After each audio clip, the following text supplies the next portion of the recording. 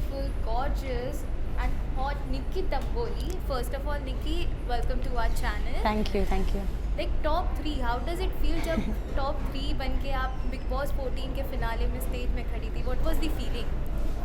I feel great obviously, और I never felt कि इतने दूर तक मैं जाऊंगी, क्योंकि वापस आने के बाद मेरी गेम थोड़ी सी वीक पड़ गई थी। वो एक अपने आप को तो समझ में आता है कि हम कितने लैग बिहाइंड कर रहे हो, तो मुझे लगा नहीं था कि मैं टॉप 3 में पहुंचूंगी, क्योंकि मेरे कॉम्पिटिटर्स जो थे वो काफ़ी टफ़ थे।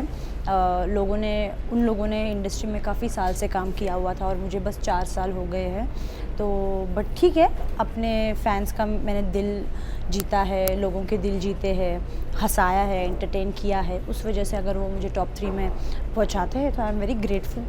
ओके, हमने आपकी जर्नी देखी। आई मस्ट से कि आपकी जर्नी वाकई बहुत एंटरटेनिंग थी फैंस के लिए, और साथ ही साथ कई सारे अप डाउन, आप एपिक भी हो गई थी, फिर से आई थी। बट आपसे जानना चाहें कि आप अपनी जर्नी को किस तरह देखती हैं बिग बॉस 14 में, तो वो कैसे? ओके, तो मेरी बिग बॉस 14 की जर्नी बिल्कुल भी इजी नहीं थी, बहुत डिफ़िकल्ट थी। जब मुझे ये ऑफ़र आया था तभी मुझे पता था कि पूरा घर, ऐसा एक दिन आएगा कि पूरा घर मेरे अगेंस्ट हो जाएगा, क्योंकि मेरा नेचर बिल्कुल भी नहीं है कि मैं फ्लेक्सिबल रहूँ।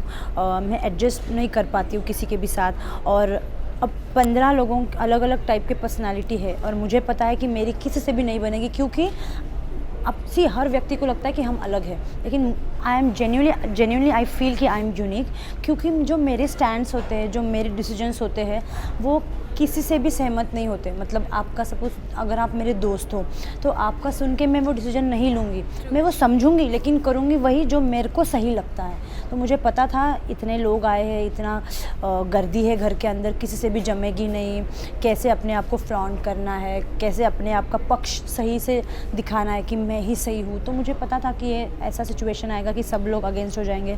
पहले ही हफ्ते पूरा घर, जब वो 7 आइटम्स का था, पूरा घर मेरे अगेंस्ट था तो बहुत डिफ़िकल्ट जर्नी रही है, बहुत अप्स एंड डाउन्स। कोई मेरे साथ नहीं था एक्सेप्ट जान, कोई दोस्त नहीं था। सीनियर्स मेरे फेवर में थे, क्योंकि they know how to play game. तो गेम के हिसाब से अगर देखा जाए तो दे थॉट कि ये सही है लड़की जो भी है। तो और बाकी सबको तो पता ही नहीं था कि गेम था क्या, वो है क्या, वो कहाँ आए हैं, उनको कुछ समझ में नहीं आ रहा था जितना मुझे समझ रहा था बिग बॉस का गेम। तो काफ़ी अप्स एंड डाउन्स थे, काफ़ी डिफ़िकल्ट थी सिचुएशन। लोगों से बना के रखना भी था, सेफ़ भी खेलना था। बट मैं फ़र्स्ट हाफ़ में मैंने बिल्कुल भी सेफ़ नहीं खेला। जो मेरे मन में आया मैंने बोला, जिसको मुझे नॉमिनेट करना था मैंने किया। मैंने अपने दोस्तों को भी कभी कभी डिच कर दिया, इरिटेट होके, फ्रस्ट्रेट होके। तो सेफ़ तो मैंने बिल्कुल नहीं खेला फ़र्स्ट हाफ़ में। सेकेंड हाफ़ में मैंने सोचा, मैं बाहर आई थी, मैंने देखा कि यार रिश्तों की भी वैल्यू करना सीखना चाहिए निकी, इतना लाइटली नहीं लेना चाहिए रिश्तों को। तो मैंने सोचा, मैंने एक माइंड सेट किया कि मुझे रिश्ते बनाने हैं। तो मैं सेकेंड हाफ़ में आई तो मैंने कोशिश करी रिश्ते बनाने की, लेकिन मेरी पहले ही दूसरे हफ्ते शायद से मेरे एजाज से फ़ाइट हो गई थी, तो छोटे से रीज़न में। तो मुझे ऐसे लगता है कि ताली एक हाथ से नहीं बजती, उनके तरफ से भी कुछ चीज़ें आई तभी मैंने ताली मारी, तो वो दोनों तरफ से आई थी। तो फिर वहाँ पे वो रिश्ता ख़त्म हो गया था। उसके बाद जान तो था नहीं, फिर मेरा किसी और से रिश्ता था ही नहीं। बाकी सब लोग मेरे को मतलब बस जानते थे। रुबीना अभिनव से मेरी क्रॉस थी, लेकिन जब मैं घर पे आई तो मुझे एक वाइब मिली रुबीना और अभिनव से कि वाह, दे आर हैप्पी कि मैं आई।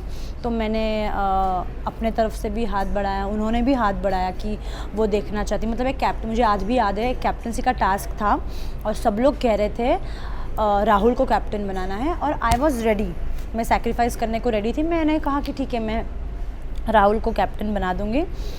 तो फिर रुबीना और अभिनव ऑब्वियसली राहुल के अगेंस्ट से, उन्होंने कहा कि नहीं निकी, हम उसको नहीं बनाएंगे। लेकिन रुबीना ने मुझे कहा था एज अ फ्रेंड, मैं अपनी तरफ से हाथ बढ़ा रही हूँ कि मैं, अगर वो सैक फेंकने का बारी आएगा तो मैं राहुल का सैक फेंक दूंगी, मैं तुझे कैप्टन बनाऊंगी। तो तब मुझे लगा वाह, सामने से अगर कोई हाथ बढ़ा रहा है तो आई शुड ऑल्सो।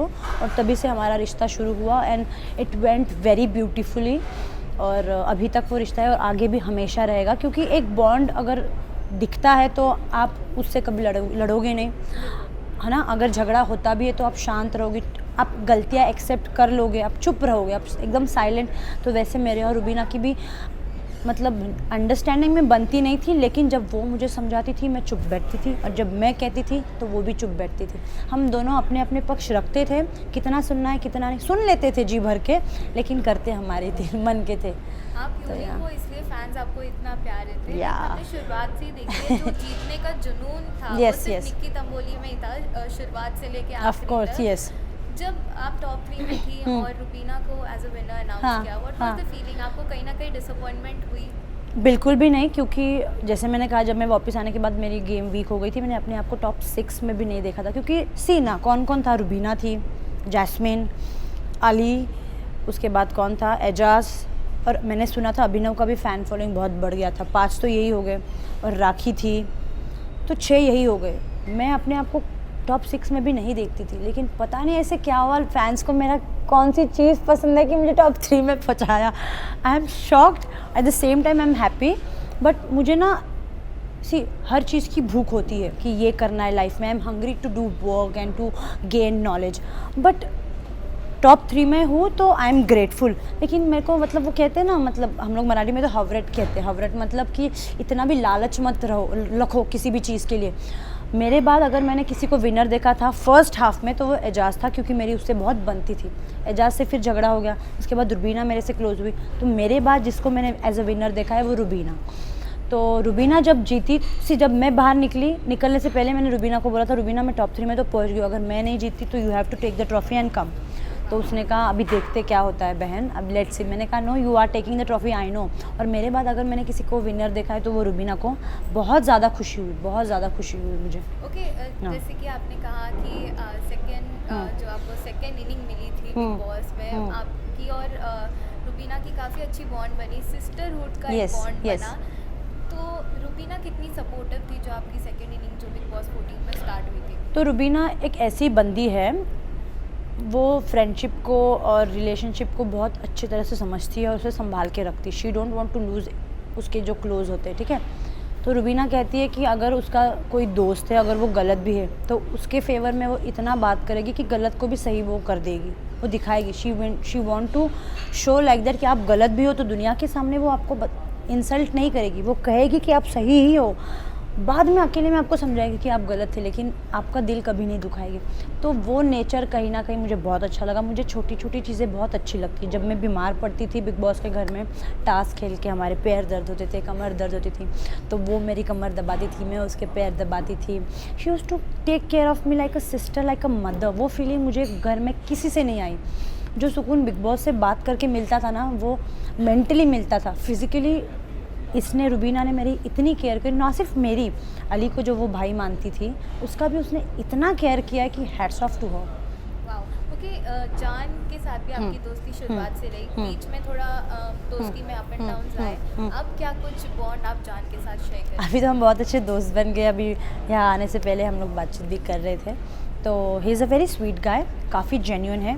हाँ, गेम पॉइंट ऑफ व्यू से उसको गेम समझ में नहीं आया, but as a human being he is very talented, very sweet, very humble, very down to earth, very caring and also supportive है। सपोर्ट करता है, क्योंकि जब घर, मतलब फर्स्ट 2 हफ्ते में पूरा घर मेरे अगेंस्ट था, he was the one to take stand for me, अपना थिंग्स कॉम्प्रोमाइज़ करता था फॉर मी। तो हाँ, लोग कहते थे उसका स्टैंड नहीं, बट मुझे जितना लगता है उसने मेरे लिए जितना नेसेसरी था मेरे लिए उसने स्टैंड लिया है। हालांकि उसके लिए नहीं लिया, लेकिन एक दोस्त के लिए स्टैंड लेना भी बहुत बड़ी बात होती है। ही इज़ वेरी स्वीट।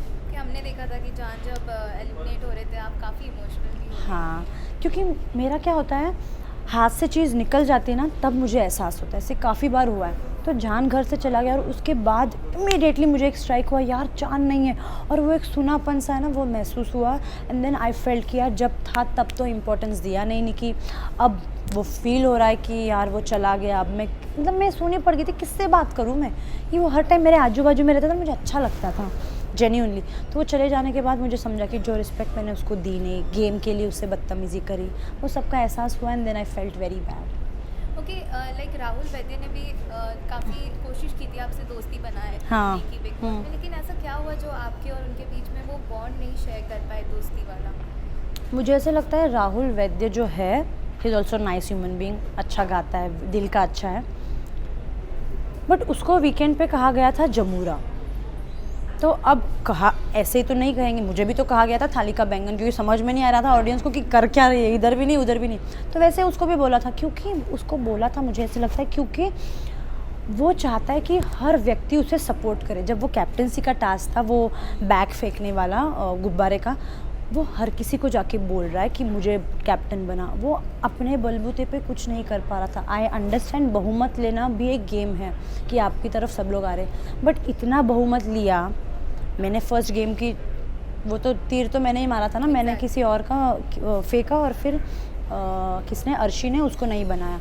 तो मुझे अब ऐसे लगता है कि you should be very smart. आप सबको बहुमत दे रहे हो, आपको बना भी रहे हो आप बहुमत में, नंबर गेम में आप सबको इकट्ठा कर भी रहे हो, लेकिन एक बंदी है जो गेम कभी भी बिगाड़ सकती है। और मैंने वो किया क्योंकि यार मतलब वो चाहता है कि हर वक्त उसका कोई ना कोई हेल्प करे। तो मेरी भी तो एक्सपेक्टेशंस थी कि मुझे भी आप बचाओ।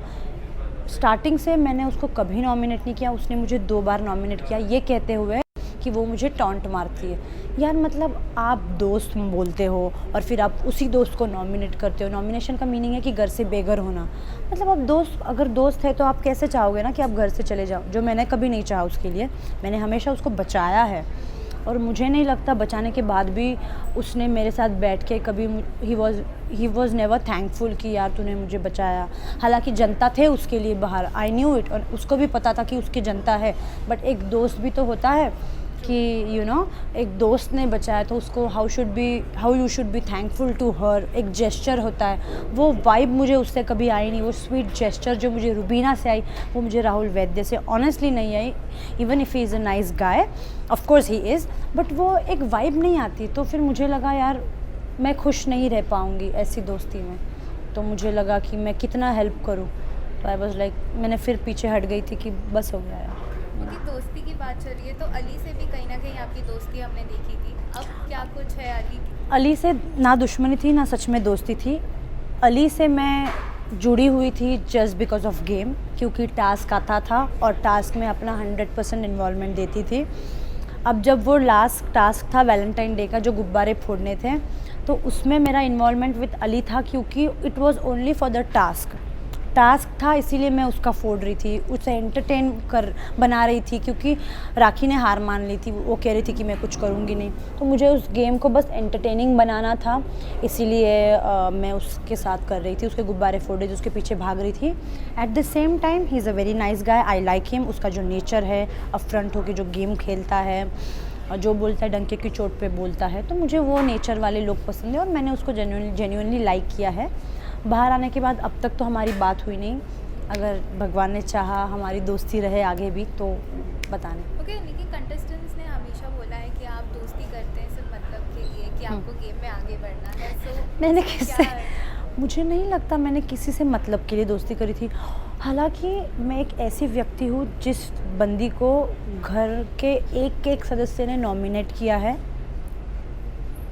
लेकिन आई एम वेरी थैंकफुल कि रुबीना ने मुझे बचाया, वरना जिसके पास भी बचाने का ऑप्शन आया था किसी ने बचाया नहीं, सबने रुबीना ने भी मुझे फर्स्ट हाफ में तो कितने बार नॉमिनेट किया। हालांकि जितना मुझे याद है मैंने रुबीना को नॉमिनेट नहीं किया, क्योंकि मेरा और उसका कुछ बॉन्ड था ही नहीं। उसको मैं इरिटेटिंग लगती थी, उसने मुझे नॉमिनेट किया, बट मैंने अपने फ़ायदे के लिए कभी दोस्ती बनाई नहीं। अगर बनाई भी होती तो मुझे वो हेल्प तो करते। मुझे आप एक चीज़ बताइए, मुझे किसने कभी सेव किया? किसी ने नहीं सेव किया, हमेशा सबने नॉमिनेट ही किया है। एजाज़ को लेके, जान को लेके, रुबीना जो मेरी सिस्टर है उस तक सब ने मुझे नॉमिनेट किया है। तो मुझे नहीं लगता मैंने गेम के लिए किसी से दोस्ती बनाई। मुझे लोगों का गेम ही समझ में नहीं आया घर के अंदर, मुझे अपना ही गेम समझ में आ रहा था। मैंने कभी किसी भी टास्क में अलायंस नहीं बनाया। अब वो कोई भी टास्क ले लो, अब वो बुलडोज़र ले लो, शार्क अटैक ले लो, या कोई भी राजा रानी, मैंने कभी अलायंस नहीं बनाया, क्योंकि अलायंस कभी काम करे ही नहीं। हमेशा काम करते और रिश्ते, और मेरे घर के अंदर रिश्ते ही कमज़ोर थे। तो मुझे अपने लिए ही खेलना था, और मुझे लगता है टॉप 3 में जैसे मैं पहुंची हूँ, तो मुझे लगता है मेरे फैंस ने मुझे पहुंचाया है। मेरा जो ये था घर में जो कंट्रीब्यूशन था फॉर बिग बॉस, ये मुझे लगता है ये बढ़िया था, फैंस का दिल जीता है। और कहीं ना कहीं मुझे लगता है एंड में रुबीना का जो मेरे तरफ झुकाव था, और जिस तरीके से उसने मुझे सपोर्ट किया और मुझे फाइनलिस्ट बनाया, तो यू कांट वॉक अलोन, आप अकेले नहीं चल सकते, आपको फैंस को लेके, रिश्तों को लेके, टीम को लेके आपको साथ में बढ़ना आवश्यक है। आप अकेले कभी नहीं बढ़ सकते, और मेरे लोग मेरे साथ जुड़े हुए थे, इस बात की मुझे खुशी है। Okay, second last question, big boss में कई रिश्ते बने, जैसे अली जास्मिन के बने, पवित्रा एजाज के बने, आपको क्या लगता है ये जो रिश्ता है ये जेन्युइन था कि सिर्फ बिग बॉस में गेम प्ले करने के लिए ये फेक रिलेशन उन्होंने क्रिएट किया? ओके, मुझे लगता है आपको किसी के लिए भी कभी भी प्यार हो सकता है, लाइकिंग हो सकती है, और डेफिनेटली ये जो रिश्ते बने हैं वो जेन्युइन है। मुझे बिल्कुल भी नहीं लगता ये फेक रिलेशन है या फेक दोस्ती है। दोस्ती पहले से थी अली और जैस्मिन की, अब तो एक दूसरे के प्यार में भी है, तो obviously it's genuine, it's very nice. और एजाज और पवित्रा का भी लाइकिंग एक दूसरे के लिए था, अट्रैक्शन था, लाइकिंग था, अब प्यार में वो कन्वर्ट हो गया है, तो obviously it's also genuine. Okay, lastly Nikki, what you have to say all the fans, because हमने आए दिन देखा ट्विटर पे आप ट्रेंडिंग करती रहती हैं, फैंस को क्या कहना और क्या कुछ आने वाले प्रोजेक्ट पे अब आप वर्क ऑन कर रहे हो? मुझे अपने फैंस को यही कहना है कि आप लोगों ने जिस तरह से मुझे सपोर्ट किया, प्यार किया, मैं जिस तरह से आपके दिलों में बसी हुई हूँ वैसे ही मैं बसी रहूँगी आगे भी। आपको मैं जितना एंटरटेन कर सकती हूँ, जितना हंसा सकती हूँ उतना हंसाऊँगी। मैं आप लोगों से बहुत प्यार करती हूँ, मुझे आप लोगों ने ही बनाया है, without my fans I am nothing. मैं बस हार्ड वर्क कर सकती हूँ, वो वर्क को आप लोग अप्रिशिएट करोगे, आप लोग उसको यहाँ से यहाँ तक लाओगे, तो my fans are very important part of my life. और आने वाले दिनों में you will see me in music videos, hopefully you will soon see me in movies, so just wait for it and keep loving me. I love you a lot. Wow, thank you so much. Thank you. It was amazing having a conversation with you. Thank you.